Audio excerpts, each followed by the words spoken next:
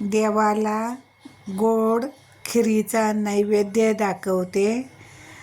पाणी तापत ठेवलं खिरीसाठी.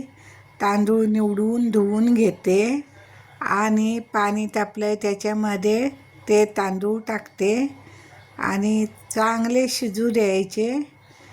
आणि तोपर्यंत मी मिरच्या तयार करते तळण्यासाठी.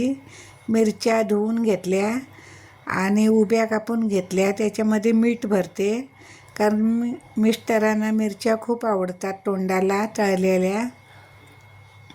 त्यांना बाहेरून मिरच्या तळलेल्या आणलेल्या आवडत नाहीत.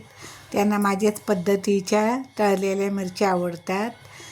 तर मी मिरच्यातून मीठ भरून झाली. आता नारळ घेते फोडून. नारळ खिरीमध्ये घालायचा असतो. बघते मी तांदूळ शिजले का. आता दुसऱ्या गॅसवर ठेवलं. इथे मिरच्या करते तोपर्यंत. मिरच्या चांगल्या भाजेपर्यंत आणि दुष्कार बाहेर यायला नको आहे मिरच्यांचा, म्हणून झाकण ठेवलं आहे. हे नातवानी छोट्या बाळाने सगळा पसारा ट्रॉलीतली भांडी काढून बाहेर टाकलेली ती पसारा आवरत बसले. किती कामं असतात छोटी मुलं घरात असले की. मग सगळा पसारा आवरून क्लीन केलं. आता खिरीत गूळ घालण्यासाठी गूळ मी बारीक चिरून घेते सुरीने कापून. असं बारीक सुरीने कापून गूळ घेतला. आता ते तांदळाच्या खिरीमध्ये टाकला.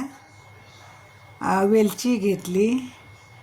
वेलची सोलायला टाईम लागतो म्हणून तशीच खलबत्त्यात जरा ठेचून घेतली, म्हणजे सालं एकीकडे आणि दाणे एकीकडे पडतात.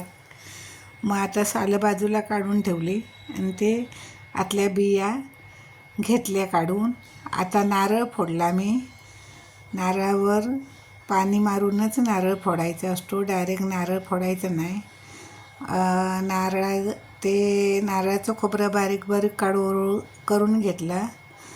मिक्सरमध्ये वाटून घेते आणि त्याच्यामध्ये ती वेलची घालते आणि सगळं बारीक वाटून घेते मिक्सरमधून आणि त्या खिरीमध्ये टाकलं. खूप छान लागते खीर. आता मस्तपैकी मी गूळ, मीठ, दूध, वेलची, खोबरं, हळद असं घालून छानपैकी खीर बनवली बघा मस्तपैकी. माझ्या छोट्या नातवाने दोघांनी एक एक वाटी खाल्ली. मिस्टरांनी एक वाटी खाल्ली.